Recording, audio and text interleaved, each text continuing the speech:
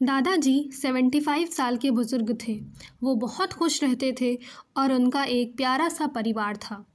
उनके बच्चे बड़े हो गए थे और अच्छी नौकरी और भविष्य की तलाश में अलग-अलग शहरों में बस गए थे। दादाजी गांव में अकेले रहते थे और अपनी गुजरी हुई पत्नी की यादों को संभाले हुए थे।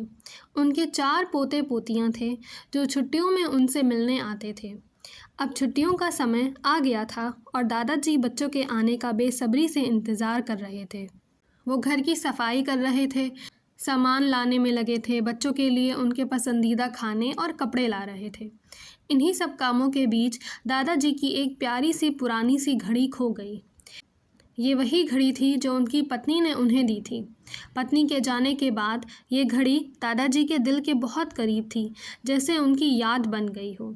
जब पोते पोतियां घर पहुँचे, दादाजी बहुत खुश थे। लेकिन अगली सुबह जब वो नहाने जा रहे थे तो उन्हें याद आया कि उनकी घड़ी गायब है। उन्होंने आखिरी बार उसे तब देखा था जब वो गोदाम की सफाई कर रहे थे। उन्हें बहुत दुख हुआ। चेहरे पर उदासी देखकर पोते पोतियों ने पूछा, दादाजी आप इतने उदास क्यों हैं?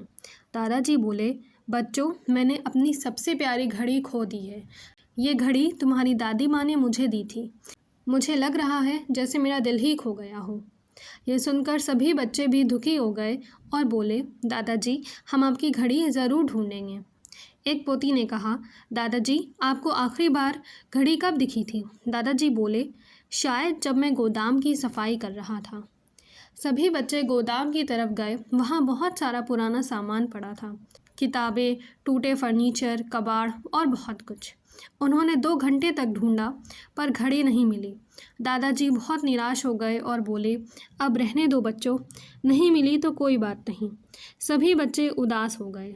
तभी एक छोटा पोता चुपचाप फिर से गोदाम की तरफ चला गया। दादाजी ने पूछा, अब तुम फिर क्यों जा रहे हो बेटा? बच्चे ने कहा, प्लीज़ आप सब थोड़ी देर के लिए चुप रहें, कोई मेरे साथ ना चले। थोड़ी हैरानी के बाद सभी चुप हो गए। बच्चा चुपचाप गोदाम में जाकर बैठ गया और कुछ नहीं बोला।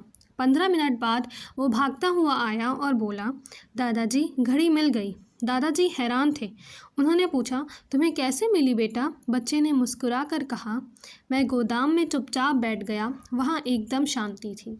कुछ देर बाद मुझे टिक टिक की आवाज़ सुनाई दी और उसी आवाज़ को सुनकर मैंने घड़ी ढूंढ निकाली।